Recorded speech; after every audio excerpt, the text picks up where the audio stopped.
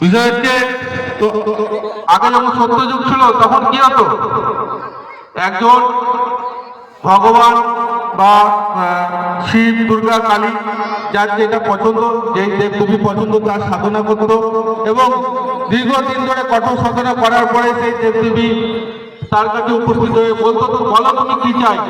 সে বলতো আমি পৃথিবীর রাজা হতে চাই, আর তথাস্তু করে চলে যেত, সে পৃথিবীর রাজা হয়ে যেত। সে এই গোটা পৃথিবীর রাজা হয়ে যেত, সর্বশক্তিমান হয়ে যেত। কিন্তু এখন বর্তমান যুগে, কলিযুগে এটা আর হয় না। এখন এই কলিযুগে সংঘবদ্ধতার থেকে বড় শক্তি কিছু নাই। আমাদের সংঘবদ্ধতাই হচ্ছে আমাদের সবচেয়ে বড় শক্তি। সংঘবদ্ধতা এবং সংঘবদ্ধ হয়ে চলাই আমাদের সবচেয়ে বড় শক্তি। এখন বর্তমান সময়ে কি দেখা যায়, আমরা যারা সনাতন ধর্মের মানুষ আছি, যারা হিন্দু আছি, তারা কিন্তু 100 জনের মধ্যে আমরা বেশিরভাগ সনাতন ধর্মের যারা মানুষ আছে সংগঠন করি না। 100 জনের মধ্যে আমরা 10 জন সংগঠন করি, আর 90 জন কিন্তু আমরা সংগঠন করি না। কিন্তু যেই 10 জন সংগঠন করে, সেই 10 জন সংগঠন যারা করে তারাই কিন্তু ঠিক করে আজকে দেশের প্রধানমন্ত্রী, দেশের মুখ্যমন্ত্রী। সেই যারা যেই 10 জন সংগঠন করে, সেই 10 জন সংগঠন যারা করে তারাই কিন্তু আজকে 90 জনকে পরিচালনা করে।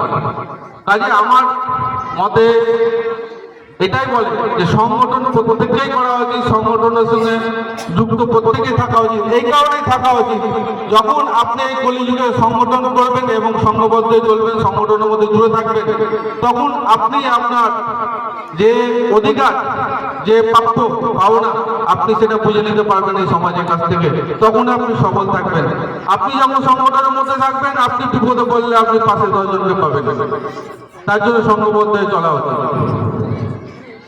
তো আমি এটাই বলবো যে এই কলিযুগে সংঘবদ্ধ হয়ে চলতে হবে। আমরা যারা সনাতনী আছি প্রত্যেককে আমাদেরকে সংঘবদ্ধ হয়ে চলতে হবে। আরো বিস্তারিত অনেক কিছু বলার ছিল, যেহেতু সময় কম, আর আমি কিছু বলছি না। আমার পূর্ববক্তা যারা ছিল তারা অনেক কিছু বলেছে। যাক, আমি এই কথা বলে আমার বক্তব্য শেষ করছি। জয় শ্রীরাম। সত্য সনাতন ধর্মের জয় হোক, ভারতীয় সনাতন হিন্দু মঞ্চের জয় হোক, রাষ্ট্রীয় স্বয়ংসেবক সংঘের জয় হোক। আমি সবশেষে আরেকটা কথা বলতে চাই, সেটা হচ্ছে আগে যে কোনো ধর্মীয় প্রাচীন সময়ে যখন একটা ধর্মীয় সংগঠন অনুষ্ঠান শুরু হওয়ার আগে প্রথমেই এই কথাটা বলা হতো, সত্য সনাতন ধর্মের জয় হোক, অধর্মের বিনাশ হোক। তো এখন সেটা আমরা সময়ের সঙ্গে সঙ্গে আমরা হারিয়ে ফেলেছি। আমি নতুন করে আবার বলতে চাই, আপনারা প্রত্যেকে আমার সঙ্গে বলবেন। আমি বলবো সত্য সনাতন ধর্মের, আপনারা বলবেন জয় হোক। আমি বলবো অধর্মের, আপনারা বলবেন বিনাশ হোক। ঠিক আছে, শুরু করা যাক। সত্য সনাতন ধর্মের জয় হোক, সত্য সনাতন ধর্মের জয় হোক। আরো জোরে বলতে হবে। আমাদের যারা পূর্ব সময়ে আমাদের যারা সনাতন ধর্মের রাজা ছিল, তাদের অর্জন ছিল সিংহের মতন, আমরা তাদেরই বংশধর। অতএব আমাদের গর্জন এত কম হলে চলবে না, আরো জোরে বলতে হবে।